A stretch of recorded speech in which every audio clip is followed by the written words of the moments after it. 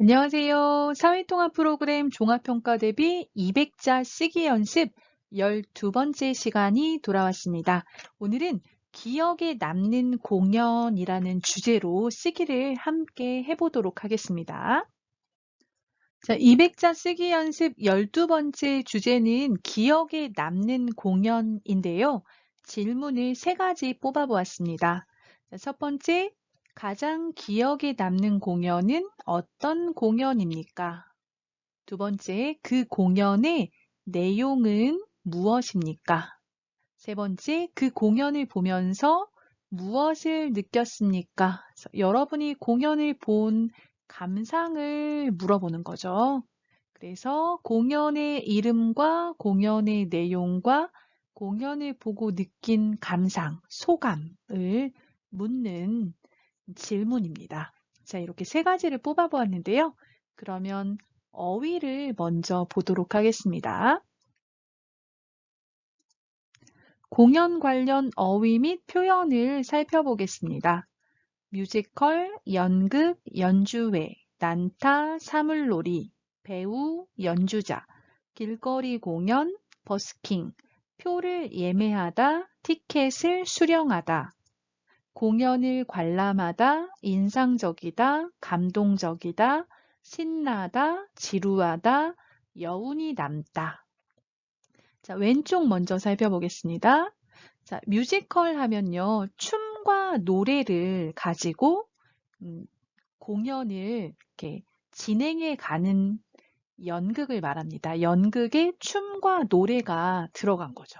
그래서 뮤지컬이 있고요. 그리고 연극, 배우들이 무대에 직접 나와서 대화를 하면서 이야기를 풀어가는 공연을 말하죠.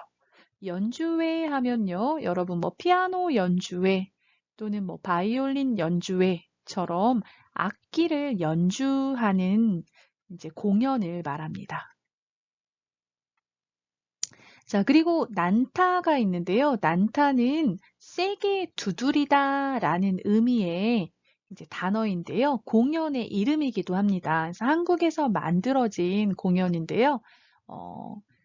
이따가 이제 쓰기에서도 나올 건데요. 주방 기구를 사용해서 또 큰 북을 두드리는 것을 이용해서 이제 공연을 진행하는데요. 아주 신나고 재미있습니다.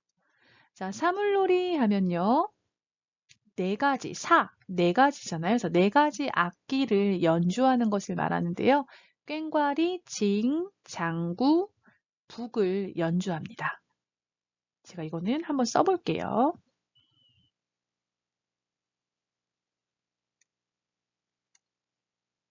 꽹과리, 징, 북, 장구. 이렇게 4가지 전통 한국 악기를 실내에 앉아서 연주하는 공연을 사물놀이라고 합니다. 자, 그 다음 배우와 연주자가 나왔는데요. 자, 뮤지컬이나 연극에 나오는 사람들을 배우라고 하죠. 그래서 뮤지컬 배우, 연극 배우 이렇게 말하고요. 연주자는 악기를 연주하는 사람이니까 연주회에서 연주를 하는 사람, 또 사물놀이에서 연주를 하는 사람도 연주자라고 하겠습니다. 자, 그 다음은 길거리 공연인데요. 길거리 공연은 버스킹이라고도 많이 말합니다. 길거리에서 공연하다라는 버스크라는 단어에서 만들어진 건데요. 길에서 말 그대로 길에서 악기나 작은 마이크, 그 다음 휴대용 앰프 이런 것들을 들고 길에서 거리 곳곳에서 지나가는 사람들을 대상으로 공연을 하는 거예요. 그래서 이 가수들이나 이런 사람들이 이제 버스킹을 많이 하는데요. 그렇게 공연을 하면 이제 지나가는 사람들이 모여서 공연을 관람하기도 하고 그러죠. 홍대 입구나 또는 대학로에 가보시면 이렇게 버스킹, 길거리 공연을 하는 사람들을 볼 수가 있습니다. 자, 표를 예매하다 말했습니다. 표는 뮤지컬 표, 연극 표, 연주회 표 이런 표를 말하죠. 티켓이라고도 말합니다. 같은 의미죠. 표, 티켓 같은 말이고요. 자, 예매하다는 미리 사다죠. 미리 사다, 미리 구입하다, 예매하다. 자, 공연을 보려면 공연 시작하기 한 달 전, 일주일 전에 표를 구매합니다. 그래서 미리 표를 사요, 예매하다고요. 요즘은 보통 인터넷으로 온라인으로 티켓을 예매합니다. 그래서 공연장에 가서 안내 데스크 같은 곳을 찾아가서 티켓을 종이로 된 티켓을 받습니다. 그것을 티켓을 수령하다라고 합니다. 인터넷으로 구매했어요. 그 티켓을 종이로 받는 거죠. 그래서 티켓을 수령하다, 티켓을 받다 그런 얘기고요. 자, 공연에 가서 공연을 관람하다, 이거 공연을 보다이죠. 공연을 관람하다, 공연을 보다의 의미고요. 자, 공연을 본 후에 감상, 소감을 이야기할 수가 있습니다.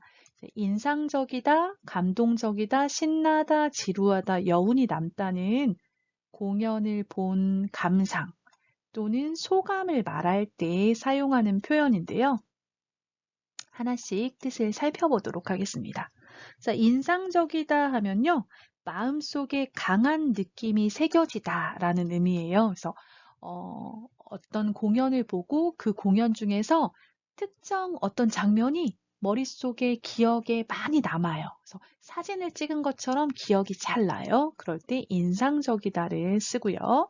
그래서 감동적이다 이렇게 표현하면요. 감동적이다는 공연을 보면서 크게 느껴져서 막 마음이 움직이고 마음이 따뜻해지고 때로는 눈물이 나기도 하고 이런 경우를 감동적이다 말합니다. 그래서 신나다, 신나다는 뭐 흥겹다 이렇게 말할 수도 있고요.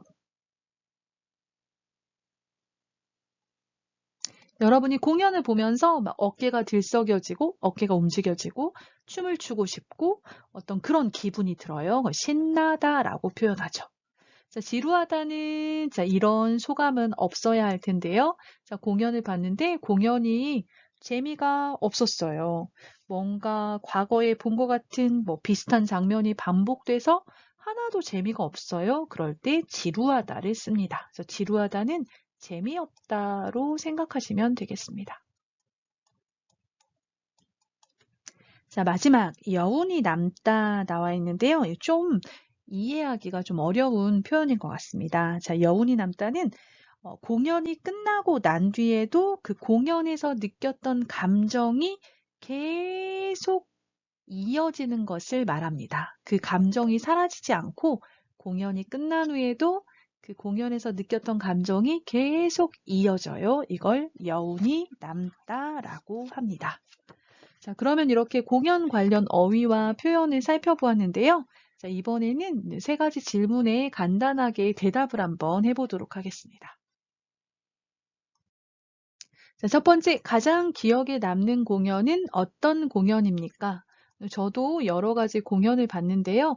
여러분이 많이 봤을 것 같은 공연 중에 난타라는 공연이 있습니다. 저도 학생들하고 함께 가서 봤던 기억이 있는데요.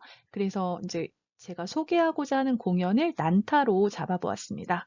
자, 가장 기억에 남는 공연은 어떤 공연입니까? 질문했어요. 그래서 공연의 이름을 얘기하면 되겠죠. 그래서 가장 기억에 남는 공연은 난타입니다. 이렇게 대답을 해보았습니다. 자, 두 번째, 그 공연의 내용은 무엇입니까? 자, 공연은 어떤 이야기예요? 어떤 이야기? 내용은 무엇입니까?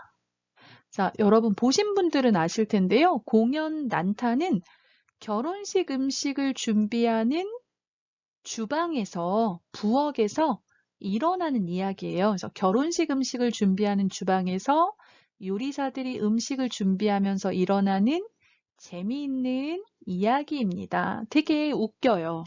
되게 코믹하거든요. 그래서 재미있는 이야기입니다. 그래서 내용을 간단하게 설명해 보았고요. 자, 그 공연을 보면서 무엇을 느꼈습니까?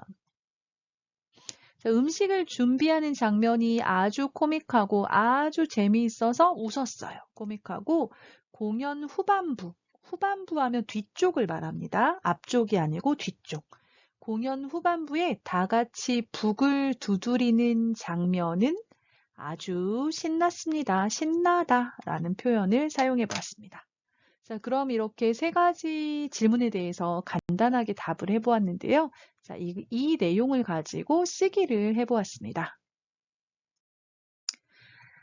자, 제가 쓰기를 했는데요. 한번 읽어보겠습니다. 여러분도 눈으로 또는 소리를 내서 따라 읽어주세요. 가장 기억에 남는 공연은 난타이다. 공연 난타는 결혼식 음식을 준비하는 주방에서 발생하는 재미있는 사건들에 대한 이야기이다. 요리사들이 주방 기구와 북을 사용하여 관객들에게 연주를 들려주고 공연 중간에 관객이 무대에 나가 결혼식 체험을 하거나 게임도 할 수 있다. 이 공연은 정말 신나고 재미있었는데 특히 다 같이 북을 두드리는 마지막 장면이 가장 인상적이었다. 자, 첫 번째 질문은 가장 기억에 남는 공연은 어떤 공연입니까? 였어요. 그래서 그것에 대한 답을 말하면 되겠죠? 가장 기억에 남는 공연은 자, 공연이 쓰지 않고요. 공연은 사용하시면 됩니다. 가장 기억에 남는 공연은 난타, 이름을 얘기하면 되겠습니다. 난타이다. 자, 두 번째, 그 공연의 내용은 무엇입니까? 자, 공연 난타는 보통 공연을 앞에다 말합니다. 난타 공연은 이라고 하지 않고요. 공연 난타는 뭐 뮤지컬, 뭐 캐치는 뭐 이런 식으로 해서 그 공연이라는 거, 뭐 뮤지컬이라는 거 이런 걸 써주고 그 다음 그 공연의 이름을 뒤에 쓰시면 됩니다. 그래서 공연 난타는 결혼식 음식을 준비하는 주방에서 부엌에서 발생하는 사건. 근데 그 사건이 어때요? 재미있어요. 재미있는 사건들에 대한 이야기이다 해서 는 이렇게 두 번 꾸며줄 수 있습니다. 자, 요리사들이 주방 기구, 이제 그거 난타 공연을 보시면 여러분 아실 텐데, 뭐 칼이나 또는 뭐 국자, 이런 것들을 가지고 냄비, 이런 것들을 가지고 공연을 합니다. 칼, 도마에다가 국자, 냄비, 뭐 또 야채들을 가지고 같이 하거든요. 그래서 주방 기구와 북, 난타를 보시면 꽤 큰 북을 이렇게 생긴 북을 사용해서 이제 다 같이 이렇게 두드려서 연주를 하는데요. 잘 그렸나요?